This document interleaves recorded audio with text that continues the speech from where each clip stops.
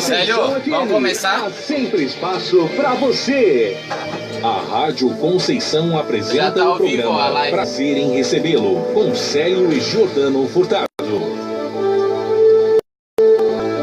Ouvintes da Rádio Conceição, é com muita alegria e entusiasmo que estamos com mais uma edição do programa Prazer em Recebê-lo, nessa quinta-feira. E é com muita alegria, eu junto com meus colegas, o historiador Cristiano Schaffer Amorim, e com a Heloísa Abraão, a musa da Rádio Conceição, e estamos com dois convidados ilustres, duas personalidades em ramos diferentes, mas que há muito eu queria entrevistar. Eu falo do grande palestrante, consultor na área de inteligência emocional e estratégias, que é Miguel Ribeiro, e com a personalidade pública catarinense, que é o candidato a senador Lédio Rosa, foi um desembargador distinto, um homem sempre próximo das causas populares, das causas democráticas de Santa Catarina. Então, até por uma questão metodológica, primeiro vamos aos cumprimentos, né? O nosso historiador, já chegou o passado de ambos. Cumprimentar todos os rádio ouvintes, que essa rádio seja boa para todo mundo.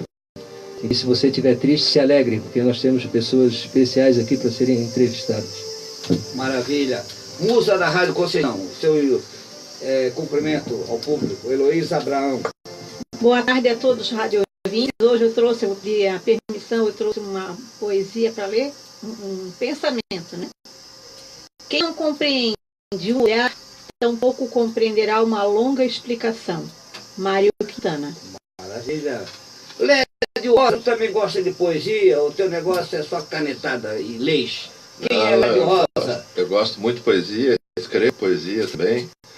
E Lédio Rosa é um catarinense, nascido em Tubarão.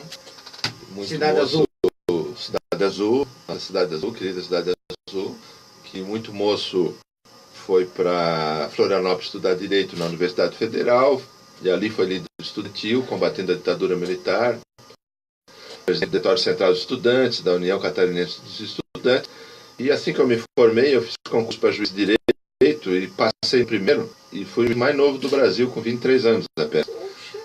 Fiquei aí 25 anos como juiz de Direito, e depois... Inclusive em Itajaí, né? Inclusive Itajaí, foi a minha terceira comarca. E depois aí fiquei 10 anos como desembargador do Tribunal de Justiça. Me aposentei há 4 meses e meio atrás e resolvi entrar numa nova vida pública agora na candidatura ao Senado Federal.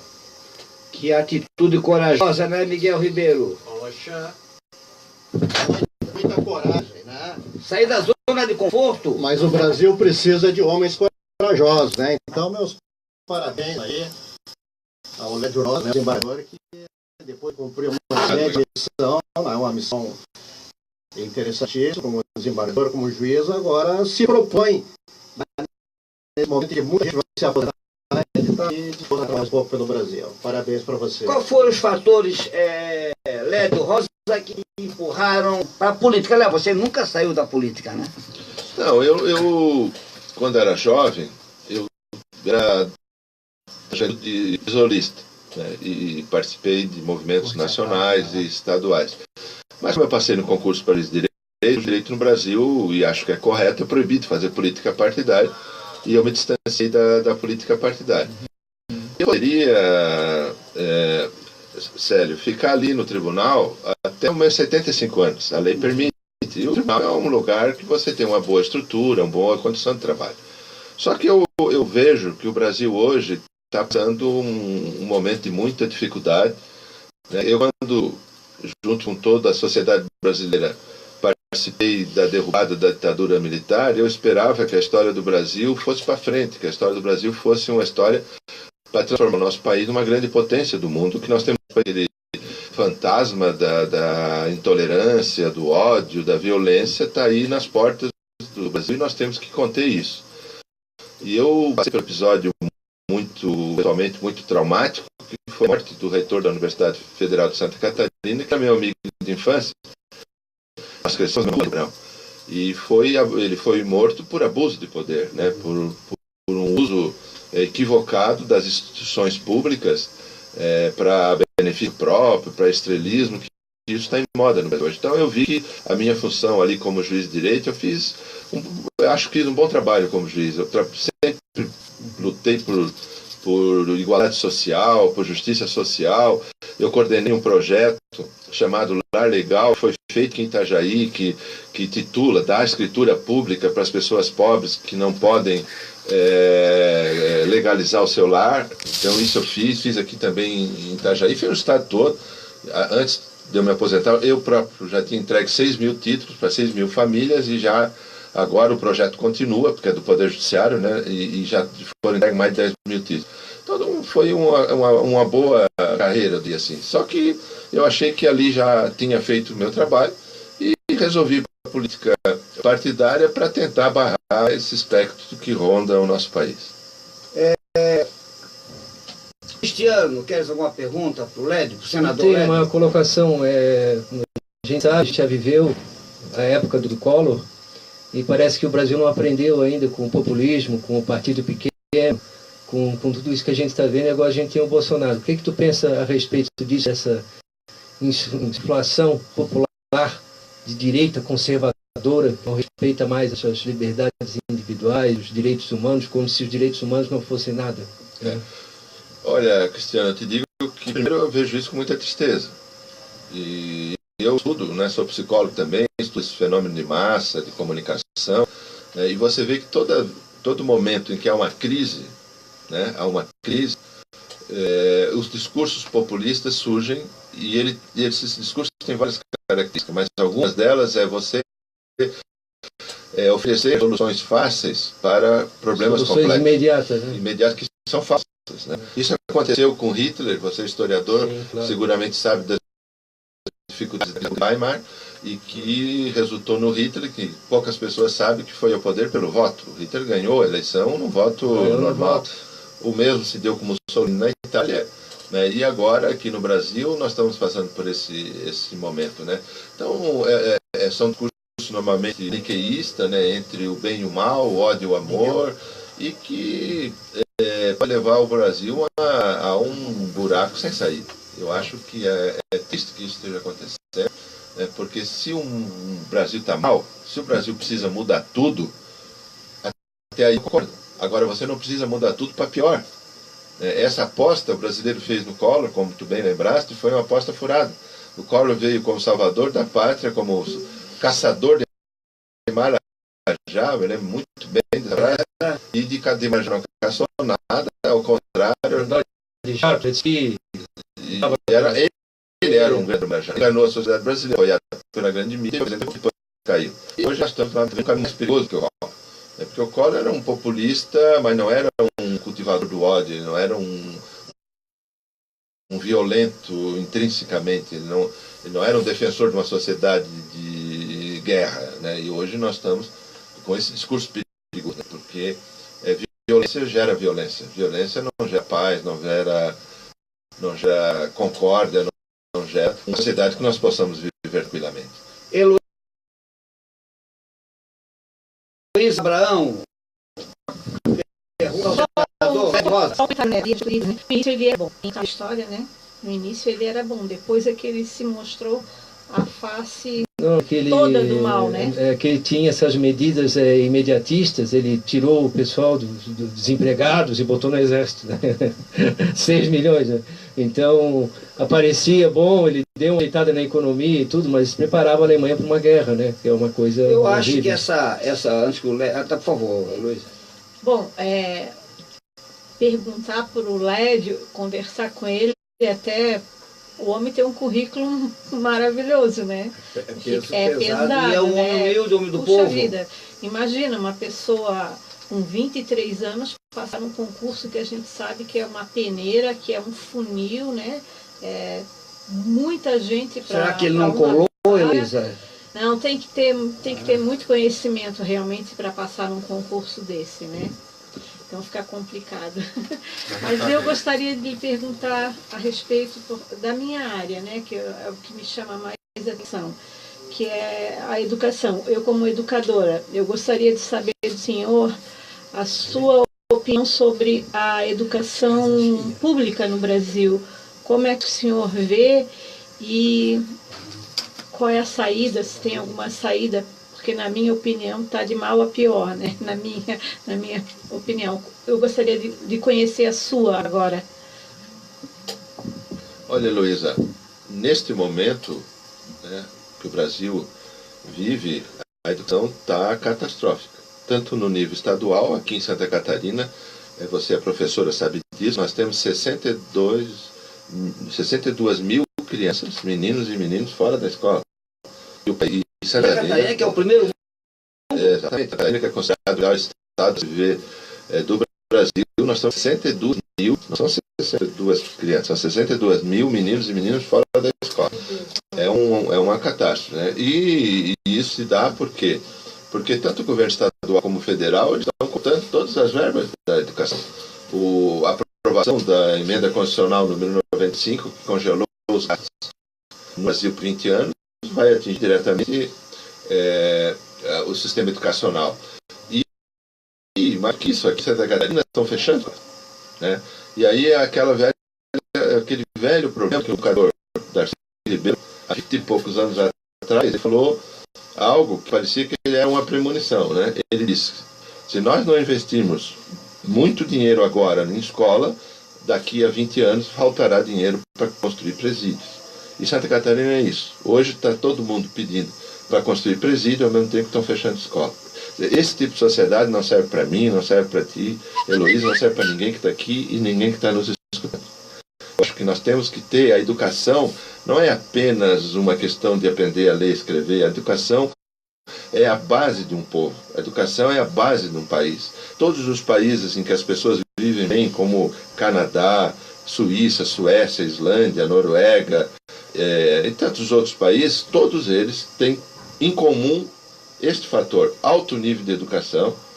Quase 90% da população tem curso superior, quando aqui no Brasil está em 10%, e não há analfabetismo nesses países. E, consequentemente, isso gera um sistema em que todos têm conhecimento para trabalhar, para produzir, a economia funciona, e a Suécia, por exemplo, está fechando os presídios porque não tem preso para botar. Agora, vê se lá falta escola. Não falta. Todas, 100% das crianças têm uma escola. Então, quando a gente fala sério, eu não sou populista, eu gosto de falar a verdade mesmo que eu perca a voto. Né? Porque hoje, os candidatos chegam aqui e parece que eles querem armar o país, né? Não é isso. Mas se você quer falar com seriedade sobre a questão da segurança, você não pode falar sem falar em educação. Né? Sem falar em educação. Claro, em saúde, emprego também. Mas a educação é a base. Isso para falar em resolver. Não que de imediato você não necessite ter um corpo policial, logicamente precisa. Que você precisa ter presídio, logicamente precisa, porque ser humano é ser humano e alguns fazem coisas muito ruins para a sociedade. Lédio, é verdade que o presidente Haddad eleito e você senador, você imediatamente vai ser convidado para ser o ministro da Justiça do presidente Haddad? Já foi acertado isso? Não. Ou tu queres cumprir os 8 anos enquanto senador? Isso nem é eu já momento ouvi, de... Itajaí é terra da fofoca, do fuxi. Vai ali no Senadinho, já estamos dizendo, ó, o futuro ministro da Justiça do presidente Haddad... Olha, é verdade. No Senadinho ali... É isso, como você rejeitaria se dê serviço à nação, à pátria? Veja bem, eu estou me candidatando ao Senado e o meu foco é ser candidato ao Senado. Eu não vou antecipar qualquer coisa até porque seria em desrespeito ao próprio candidato Haddad. Deixa ele livre, deixa ele ganhar a eleição, que vai ganhar, e depois deixa ele livre para fazer o seu ministério sem pressão. Porque eu tenho uma coisa, Célia, eu estou na política porque eu quero. Eu, com meu salário de desembargador, eu podia estar correndo o mundo, conhecendo, vivendo, né? Tranquilamente. Se eu estou aqui é porque eu tenho uma causa, eu tenho uma ideologia. E eu sou desde criança. Talvez porque eu tenha pego poliomielite com 1 ano e 8 meses, então eu me deparei muito cedo com a injustiça. A injustiça natural, né? Vem da natureza. Então eu não posso me revoltar contra um vírus, porque vírus é vírus, a natureza... o Estado errou e não ter vacina, mas eu não posso acusar alguém diretamente por eu ter pego paralisia infantil. Agora eu posso acusar os políticos que deixam as crianças morrer de fome. Isso eu posso acusar, porque isso é política, isso não é uma obra da natureza. Né? Isso é falta de distribuição de renda, é falta de uma política de igualdade social. Então eu luto contra isso. E essa causa, essa luta me me guiou meus 35 anos como juiz e desembargador e vai me guiar como político. Então eu não estou aqui para cargo, eu não quero cargo. Entende? Tanto se eu perder a eleição, é um momento. Por quê? Porque a minha vida pública é essa, eu quero e luto por uma causa. Qual é a tua avaliação do juiz Sérgio Moro? Você deve se conhecer. Eu conheço pouco ele, vi uma vez só, né? Acho que o Sérgio Moro cometeu um erro. Não sei se o desembargador pode avaliar um juiz. Eu já estou aposentado, agora eu posso tudo. Antes não. Agora O posso. Cássio está fazendo sinal. O Cássio está dizendo para... Célio, vai devagar. Cássio Clay. Tranquilo. Eu acho que o Moro começou um bom trabalho na Lava Jato, eu sou a favor da Lava Jato. Eu, como juiz, eu condenei muito corrupto. Nunca fui complacente com corrupto. Ao contrário, aqui no Brasil, isso é Corrupto tão... mais de direita ou de esquerda? Não, quem fosse. Eu nunca na minha vida, sério, na função de juiz, eu julguei alguém se ele é de direita ou de esquerda. Nunca fiz isso. Eu nunca persegui e nem ajudei ninguém nesse sentido político. Eu acho que quando eu tinha algum interesse emocional, né, o nosso companheiro aqui, o Ribeiro sabe muito disso, fala da inteligência emocional. Ribeiro é o cara. Quando eu tinha envolvimento emocional no caso, eu me dava por impedido, que a lei permite, saía fora do processo. Eu achei errado eu usar o meu cargo, quando eu tinha o cargo de desembargador, de juiz, e a partir do meu cargo que o Estado deu para fazer justiça, não deu para eu fazer aquilo para aparecer ou para pisotear os outros, usar o cargo para esse sim. Nunca fiz isso na minha vida. Maravilha. Nunca O Cristiano, historiador. O senhor é candidato a senador. O que o senhor pretende fazer com os privilégios dos senadores, deputados, que são tantos aí que apavoram a população? Olha, eu tenho uma sorte, sabe, Cristiano, porque eu escrevo. Então, eu tenho 19 livros escritos. Escrevendo, escreve isso com C Eu escrevo aquilo que eu sempre defendi. Tem um secretário que escreve isso com C cedilha. Ah, bom, tem de tudo, né? Cara, Tem de tudo. ficam ainda ofendidos. E muitas vezes, quando fazem uma pergunta dessa, eles dizem, não, o cara agora é candidato, vai mentir para ganhar voto. Só que eu tenho escrito antes, com data, publicação, então... Tudo que eu vou dizer agora eu já escrevi há 5, 6 anos atrás. Tem mais romances? Não. Tenho romance, livro de direito, livro de história, tenho vários livros escritos. Agora, hoje, a editora me telefonou dizendo que saiu o meu último livro de contos, então eu escrevo muita coisa. E crônicas também, tenho 8 livros de crônicas. E eu já escrevi sobre isso, eu sou contra o privilégio.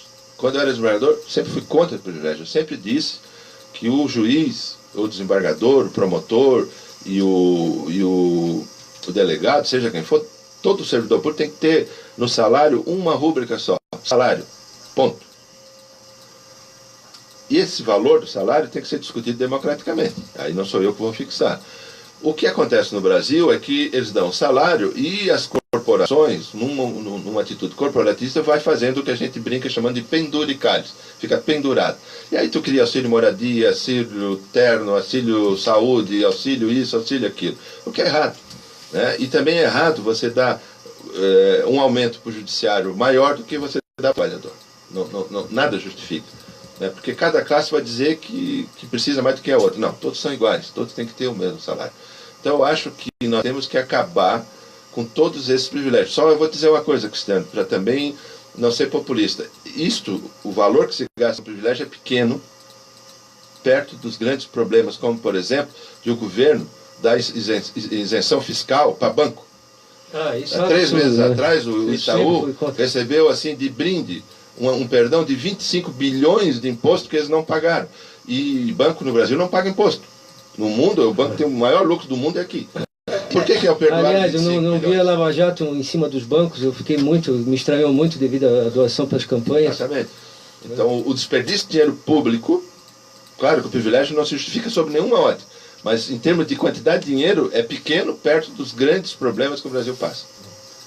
Ribeiro, está confortável, Miguel Ribeiro? Daqui a pouco vai também fazer Tranquilo, estou esperando o meu momento. Estou ouvindo aqui com muita gremista, radical. Né?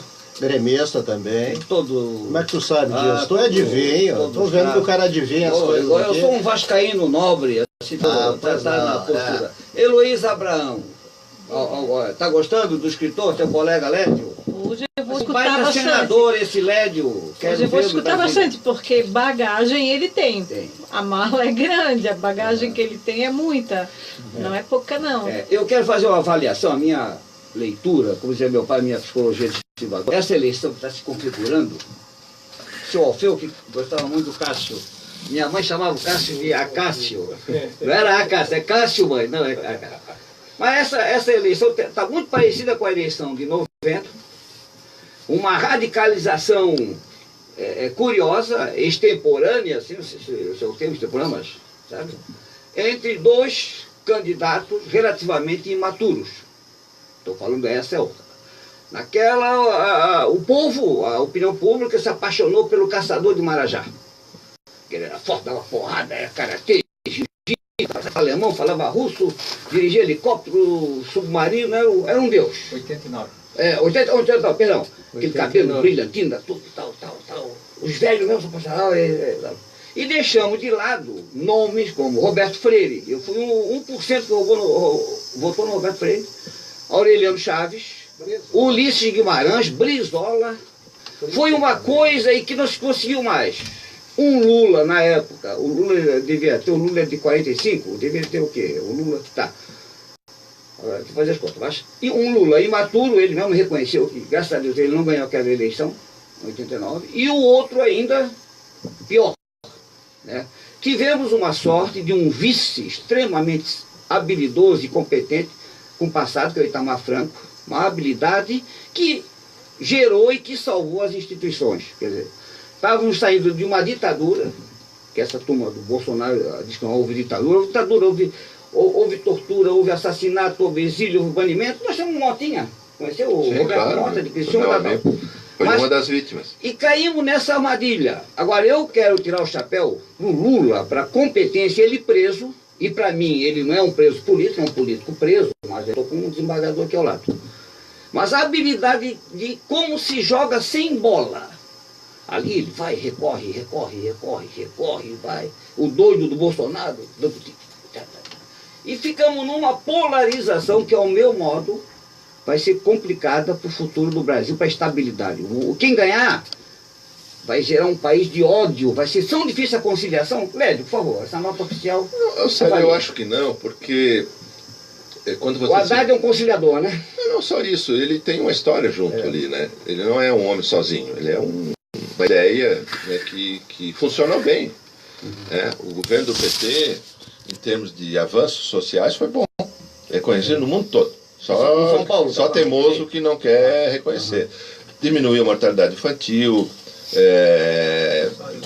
a pobreza, nós saímos da lista da fome do mundo, e entre tantos outros dados. Eu te digo, eu sou professor concursado da Universidade Federal de Santa Catarina. Eu sempre dei aula, com as exceções que sempre tem, para branco rico. Agora é diferente. Agora, cada semestre eu dou aula para negros que não entravam na UFSC, principalmente no curso de Direito, não entrava. Dou aula para pessoas pobres que vieram pelo ProUni, aliás, não pelo tem FIES. desembargador preto, né? Agora, no momento, desde que eu saí, não tinha. Não acho que entrou alguém, não sei. É mais aqueles galeguinhos bonitinhos, né? Exatamente. E poucas mulheres também. Pouca, né? Poucas mulheres também. A Bahia, que tem uma população de quase 90% de pretos, até recentemente não tinha um desembargador branco. Não tinha um desembargador preto, desculpa, era tudo branco. Então isso é a segregação brasileira que os governos do Lula, com as políticas de cotas, inclusão social, avançaram muito. Avançaram muito. Então eu acho que o Haddad, ganhando essas eleições, vai pacificar o país. Tomara. Porque essas ideias mais de cunho radicais fascistas, a hora que perde o poder, elas caem, elas esfriam, elas se diluem. Sempre tem o perigo de voltar. Mas tanto que, por exemplo, a Alemanha, vamos ver a Alemanha, né? A Alemanha, depois que o Hitler foi banido da história, a Alemanha se desenvolveu, é um país hoje bastante igualitário, bastante justo, tem os seus problemas, evidentemente. A própria Itália, com aquele jeitão de italiano, aquela confusão toda, todo mundo falando alto, mas veja bem, a Itália pós-Mussolini também foi uma Itália que se democratizou, e o Brasil será igual. O Brasil, pós essas eleições, vai ter um governo social de novo, vai se pacificar, nós vamos ter uma boa economia, vamos ter emprego e vamos tocar esse país para frente que nós precisamos. O Lédio Rosa no Senado, como é que tu vai marcar a tua atuação? Assim? Que causa? Célio, a causa catarinense, né? Claro, eu sou catarinense e a função do senador é exatamente defender o Estado e, defendendo o Estado, consequentemente defender a sua população. Mas eu tenho três grandes ideias gerais para trabalhar. Minha primeira ideia geral é trabalhar muito para recuperar a dignidade da política. Eu acho que Um país não se desenvolve enquanto o político fosse sinônimo de ladrão e corrupto. E os políticos têm que fazer para merecer, nós temos que inverter isso. O meu segundo plano é trabalhar também com muito afim para barrar os desmontes dos direitos dos brasileiros. Ou seja, direitos que vinham desde o tempo de Getúlio Vargas estão sendo simplesmente revogados, estão sendo desmontados. Ao contrário, o meu terceiro plano é ampliar os direitos do brasileiro. Só que eu tenho uma característica, eu fui juiz, eu sei como é que é. Você não basta ter o direito preso num papel, né? O papel fica lá. Você tem que tirar os direitos que estão no papel e levar para a casa das pessoas, levar para a vida das pessoas. Porque se tu lê a Constituição, todo mundo tem direito à saúde, à educação, a emprego. Se você lê o Estatuto da Criança e do Adolescente, toda criança tem dignidade de vida. Está escrito no papel, está escrito na lei. E eu pergunto, isso tem no Brasil? Isso você olha pela janela, você vê as ruas, você vê as favelas. Tem isso lá para milhões e milhões de brasileiros? Não tem. Então você tem que lutar, não só fazer direito no papel, mas que os direitos sejam algo do dia a dia de cada trabalhador, de cada pessoa, de cada empresário. E nós temos, acima de tudo, Célio, fazer uma reforma tributária. Porque o Brasil é um país em que eu, você, o Ribeiro, que trabalhamos, todos que estão aqui, o Cristiano, a Heloísa, nós pagamos muito imposto, enquanto o especulador não paga imposto. O empresário produtivo, o pequeno empresário paga muito imposto, enquanto o especulador não paga imposto. E o tributo, por mais que a gente não goste, o imposto é uma forma de fazer justiça social. E isso nós temos que mudar. E a reforma bancária também. Ô Lédio, essa superpopulação carcerária, caótica, isso não preocupa vocês, desembargadores, vocês, homem público? Eu me lembro, não faz muito tempo, que a população carcerária de Itajaí, do Brasil, tinha mais ou menos a população de Itajaí. Não faz muito tempo isso. Eu sempre tinha já passou. Agora é 500, 600 ou mais. Chegando a 700 mil. E me chama a atenção presidiárias femininas, Heloísa. Mulheres presas. Como é que tu vê como jurista e como veterano? Né? Célia, a primeira coisa que esses dados... Aliás, o governo Lula não reduziu, né? Foi uma das falhas do governo Lula, foi a população carcerária, parece que ele fez vista grossa para isso, né? Mas aí a questão da população carcerária, isso, para se resolver, é algo que tem que ser a longo prazo. Não é do executivo. E também não é do executivo, é o que eu ia dizer agora. É uma questão do poder judiciário que manda as pessoas para lá. E aquilo que nós falamos há pouco, você tem que mudar a educação e tal para diminuir. Agora, a primeira coisa que esses dados desmontam é um grande mito que tem no Brasil. Todo mundo diz aqui que o Brasil está ruim porque ninguém é punido. Isso é uma mentira descabida. O Brasil é a terceira maior população carcerária do mundo. O Brasil é um dos países que mais prende no mundo. Nós só perdemos para os Estados Unidos e para a China. Isso é motivo de orgulho? Não. Ao contrário. Isso é uma catástrofe. Eu prefiro a Suécia, a Islândia, que tem quase ninguém preso. Porque lá tem justiça social. Cássio, vamos lá. Ninguém preso e quase todo mundo na escola. E quase todo mundo na escola. Quase todos na escola. Diz que a cadeia lá da Suécia é um 5 estrelas aqui. Eu tenho filmes. Vamos morar na Suécia. Vamos lá, Cássio. Sério, o meu plano B, se nada der certo, de repente eu vou para a Suécia, cometo algum delírio lá para ficar no hotel 5 estrelas. Pronto. Olha, isso é verdade, sabe por quê? Eu sou professor da USP de criminologia. Essa é a minha cadeira. E eu gosto de mostrar para os alunos a realidade. Eu tenho filmes, vários vídeos das prisões Suécia, Noruega, canadense, e tenho vídeo das prisões do Brasil, dos Estados Unidos, da Serra Leoa e da Rússia também. É pesado, hein, Cássio? Os alunos, eles ficam estarrecidos quando eu faço as prisões da Noruega e da Suécia. Eles são melhores do que os nossos hotéis 3 estrelas. E estão muitas vazias. Ô Lédio, eles vão te perguntar sobre armas também. Esse doido do Bolsonaro quer armar até recém-nascido. Ele tá certo? Olha, eu acho... Ao invés de bico, ele já quer um revolvinho na boca, assim.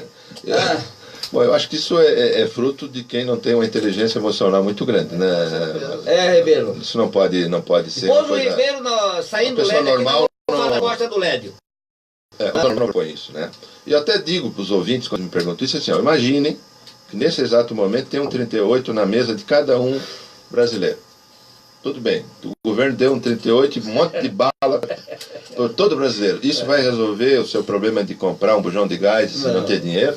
Vai resolver o seu sustentar os seus filhos se você não tem emprego? Imagina uma Heloísa Abrão esquentada, como é com um revólver, um 45. Já estava aqui. Heloísa Isso é aquilo que eu falei no começo, é fazer proposta. Tinha mais programa. Não tinha mais programa. Lédio, e o desemprego, dá para resolver? Porque tu estás só que isso é propondo... economia. Estás O propondo... Lula tinha pleno emprego. Quando o Lula estava no governo, e a Dilma no primeiro governo, o emprego no Brasil era 4%. Isso. E agora estamos com 14%. Então isso é só fazer políticas de aquecimento da economia e que, nesse ponto, com todo respeito, o PT no governo federal soube fazer. E a Dilma teve problema, mas aí quando ela ganhou as segundas eleições, ela não conseguiu governar. Já no dia que ela ganhou, o que perdeu, o Aécio Neves, que não está preso, né? Que se é por isso, tudo que ele fez já deveria estar.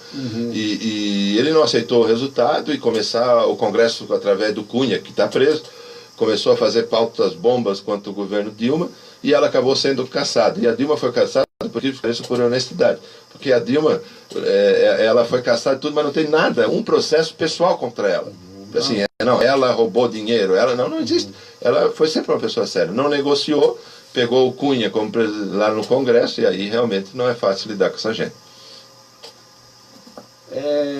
Cristiano e Heloísa, a pergunta, vamos aproveitar, que depois também o nosso Ribeiro, né? Eu quero perguntar para o candidato em relação a essa reforma trabalhista que nós tivemos aí, que na minha opinião eu senti que foi meio que uma reação contra o trabalhador mesmo, que já tem seus direitos desrespeitados. Eu fui sindicalista há 4 anos, 6 anos aliás, do Sindicato dos Professores, e sempre me vi nessas situações de ver os professores sem seus direitos garantidos, ter que sempre entrar na justiça, sempre que ia para a justiça não conseguia tudo que pedia.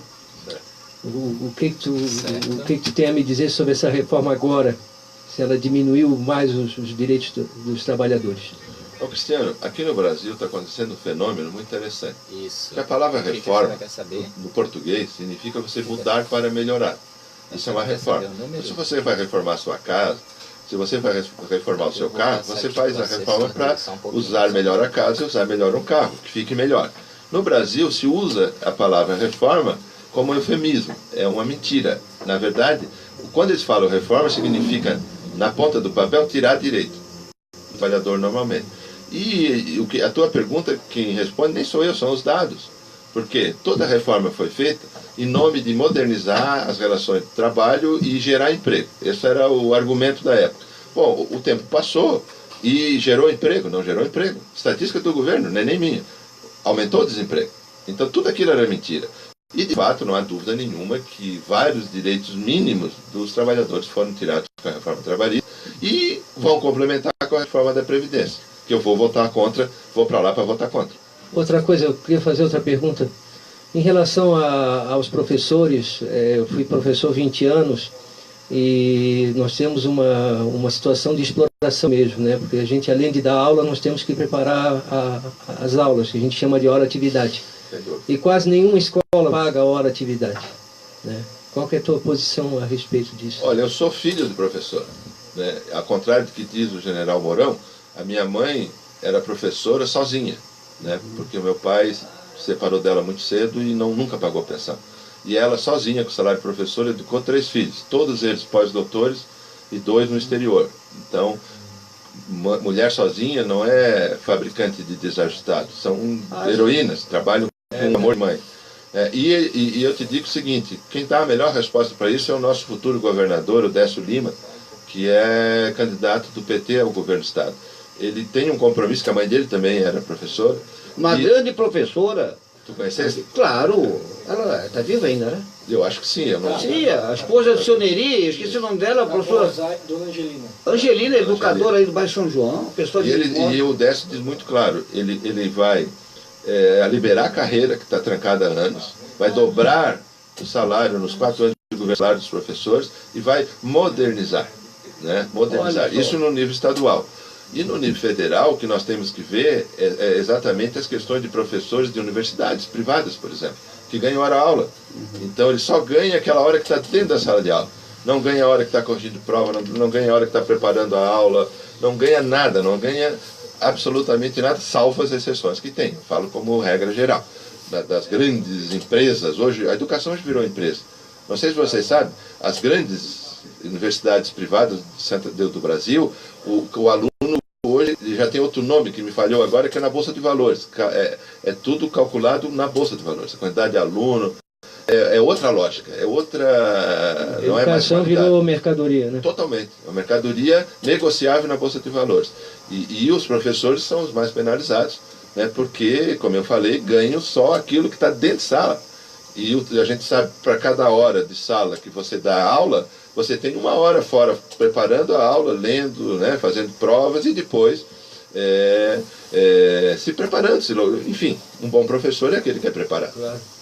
Ô Lédio, como é que tu vê a inserção do Brasil aí na conjuntura internacional, né? O teu coração é mais inclinado para a Venezuela, para a Bolívia, para Cuba, ou tu olhas com um olhar confortável o capitalismo? Olha, eu sou, não tenho medo de dizer, um social-democrata. Eu olho com bons olhos para a Islândia, para a Noruega, para a Suécia, para a Suíça, para a Dinamarca, para o Canadá. Não que eu acho que eles sejam perfeitos, não. Eles têm problema. Mas comparado conosco, é um absurdo. Eu acho que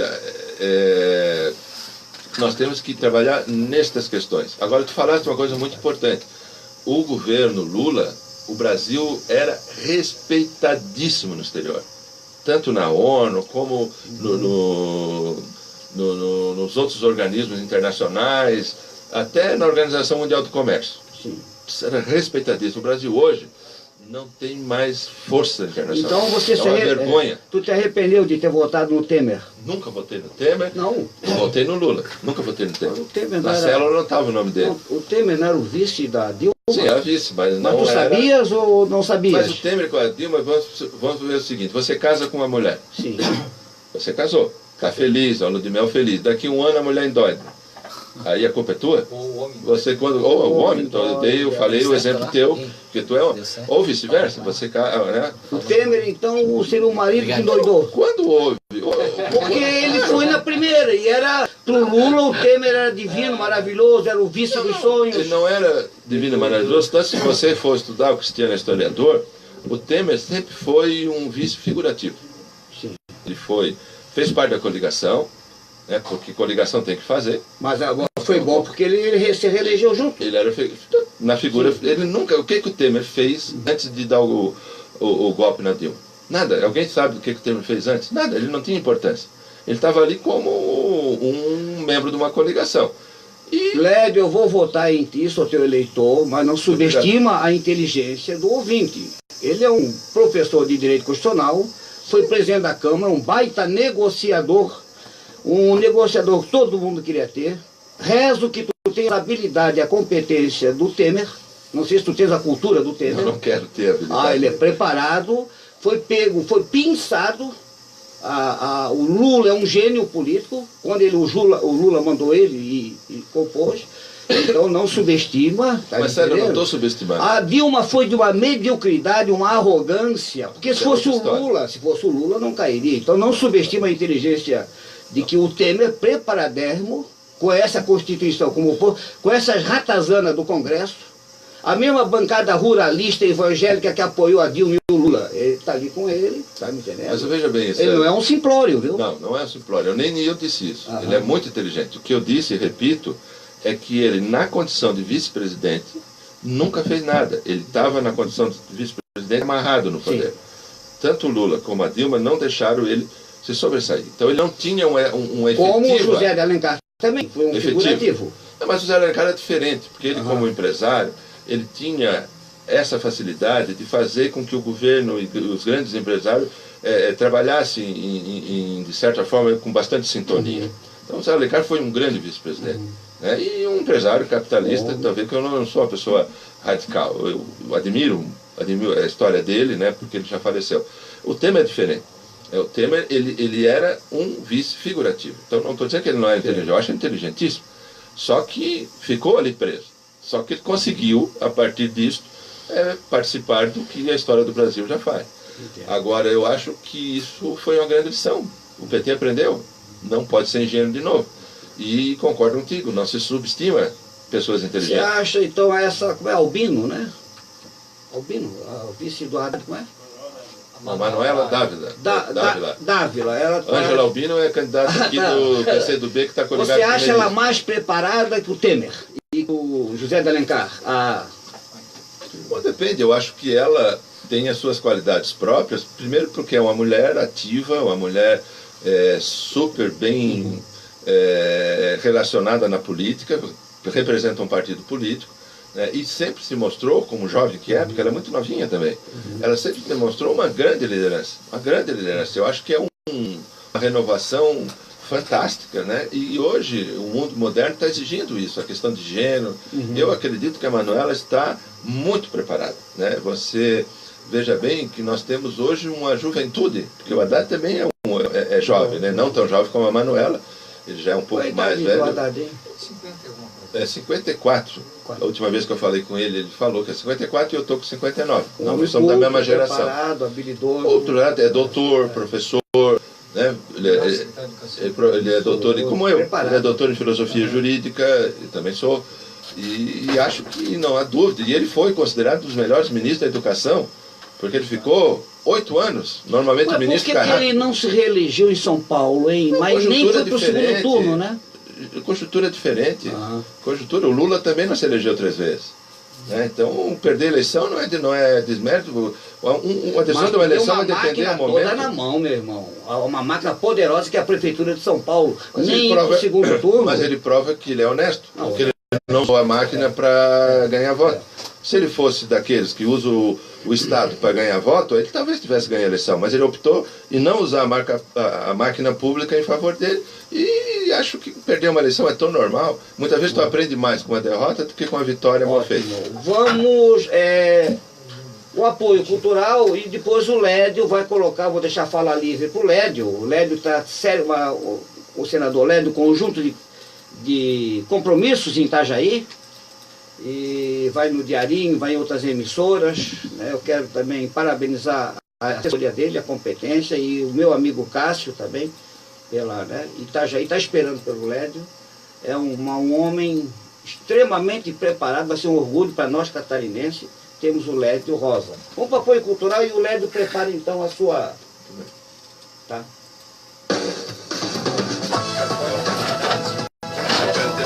Tomar uma aguinha. Para 105,9. Tem que dizer o número. Como é que eu vou votar se eu não sei o número? A missa é o sol da igreja. São Francisco Sales. Nossa Santíssimo Sacramento de Itajaí está de portas abertas para receber e família. Horários das missas de segunda a sexta-feira às 19h30. Quarta-feira, 15 horas. Sábado, 19h30. Domingo, 9h30 e 18 horas. Venha e participe. Lembramos que a educação é tão de coração, do qual somente Deus pode darmos as chaves. Dom Bosco, apoio cultural, Colégio Salesiano, Rua Felipe Schmidt 87, Centro, Itajaí, fone 3390-3300.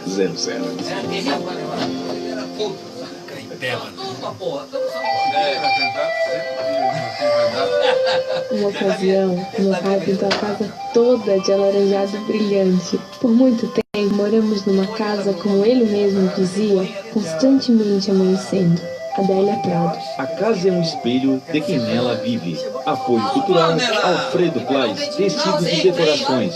Rua Brusque 23, no centro de Itajaí. 3348-4477. Alfredo Plais, tecidos e decorações.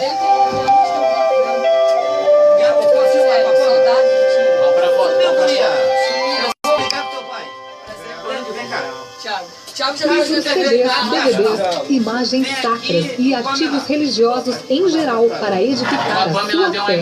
Você encontra na loja Auxílio dos Cristãos, nos fundos da Paróquia do Santíssimo Sacramento, no centro de Itajaí. Telefone 3349-0692. Apoio cultural, loja Auxílio dos Cristãos. O rádio não mente. O rádio é a mídia que você pode confiar. Nosso compromisso com a verdade está acima de tudo e os resultados do que é divulgado é muito mais que real. A instantaneidade e a imensa abrangência do rádio faz dele o principal veículo de comunicação, com credibilidade a passos largos, disseminando sempre A minha já foi. e trazendo ao público o que é confiável.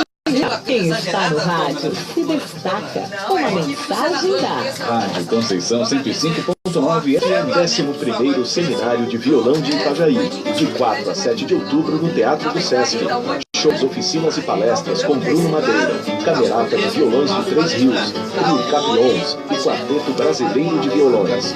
11º Seminário de Violão de Itajaí, de 4 a 7 de outubro no Teatro do Sesc.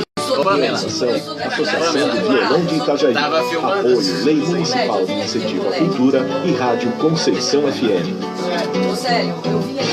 Conceição FM, há sempre espaço para você. Vamos lá, Célio. 53. Peraí. Você está ouvindo o programa Prazer em Recebê-lo. Aí nós vamos reservar 10 minutinhos e 50 minutos. Tá, nego? Vai lá, Célio. Ouvintes da Rádio Conceição, Célio Furtado falando. Estamos com Cristiano, historiador, com Heloísa Abrão, orientador escolar. O senador, o futuro senador da República, Lédio Rosa, que está encantando a todos pela sua cultura, pela sua coragem, pela sua sensibilidade. E agora nós estamos recebendo, temos também o palestrante internacional, que é o Miguel Ribeiro, que depois vai falar um pouco sobre... Gremista, né? Gremista. Mas estamos com uma visita ilustre da grande amiga da Rádio Conceição, a futura deputada Pamela Fonseca. É Pamela Fonseca ou da Fonseca? Do original é Pamela da Fonseca Pereira, mas o da campanha é Pamela Fonseca. Chique, tem um apóstrofe ainda. Tem. Vamos lá, rapidamente, cumprimentos.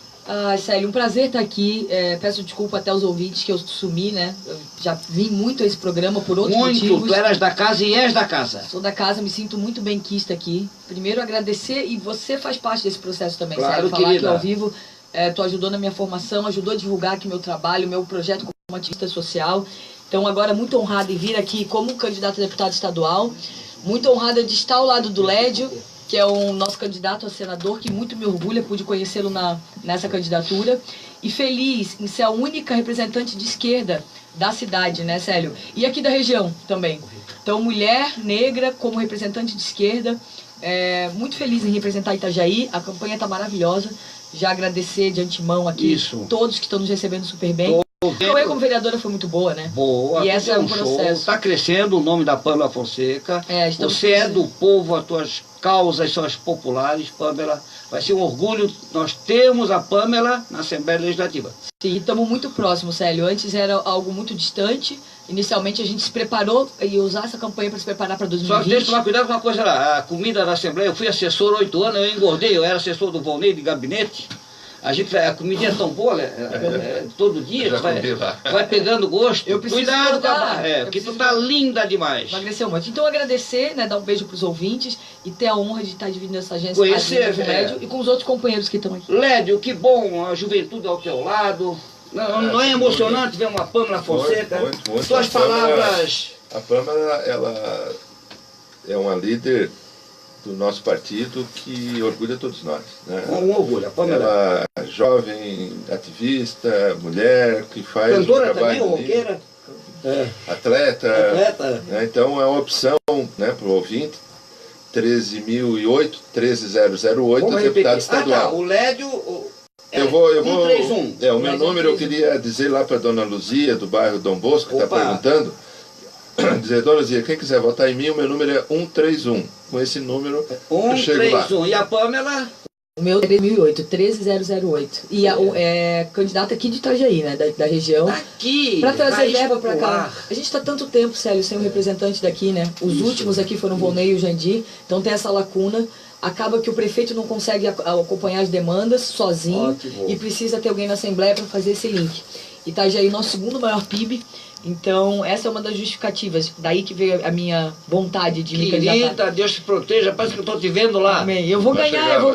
Eu tô muito assustada, inclusive. Eu recebo centenas de mensagens por dia Vários segmentos fecharam com a gente, LGBT, de mulheres, o pessoal da comunidade do Rosário.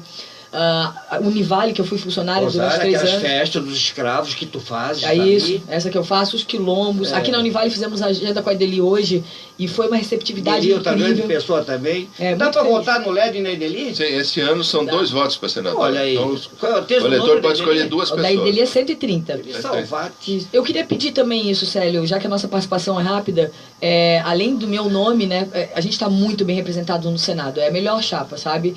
A questão do LED ter sido desembargador, a Edeli já ter sido ministra e senadora, trouxe muito recurso aqui para nossa cidade, foi defensora dos projetos federais aqui no estado.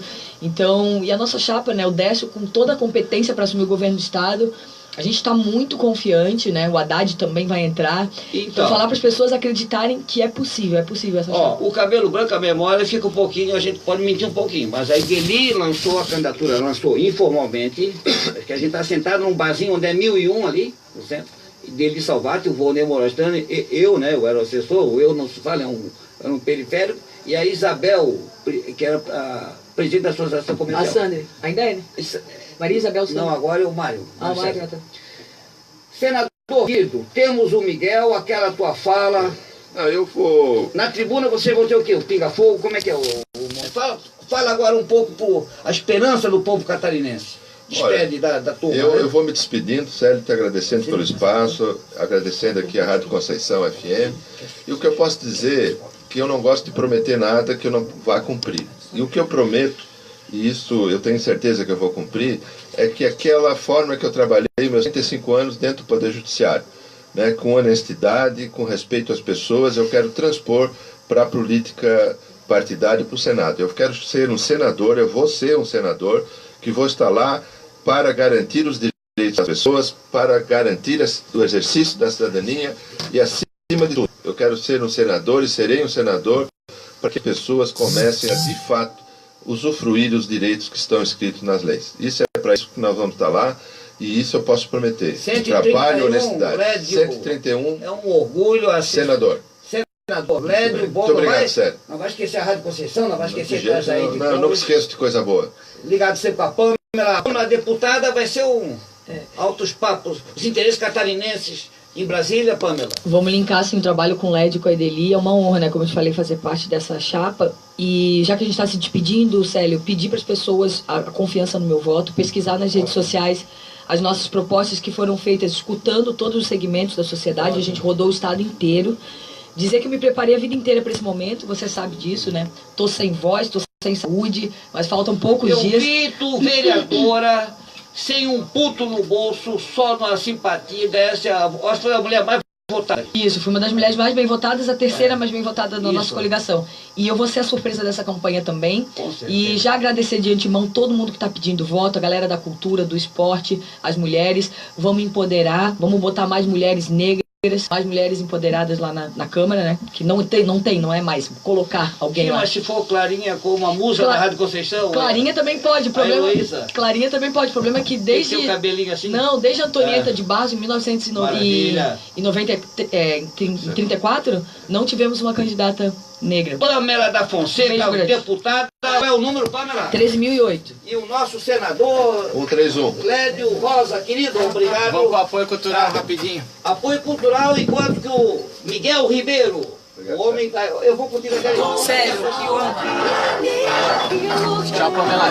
Obrigado, hein? Sabe o que é? Olhando o Facebook assim, mas tu não é...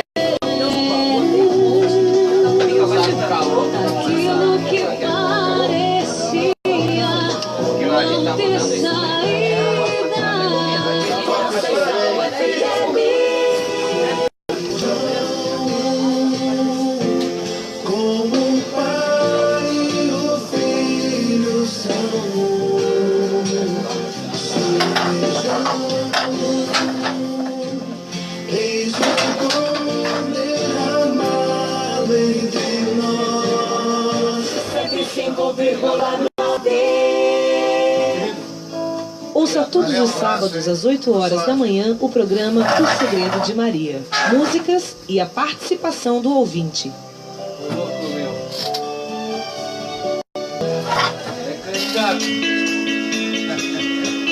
A escola é um edifício com 4 paredes e um amanhã dentro dele. Nada melhor pode dar um pai a seu filho do que uma boa educação. Apoio Cultural Colégio São José. Modernidade e tradição faz a diferença na educação. Rua Silva 365, telefone 3348-3266. Vou colocar ali na recepção. Contabilidade VKF. Organizações contábeis. Registro de empresas. Regimes especiais. Serviços contábeis em geral com mais de 25 anos de experiência.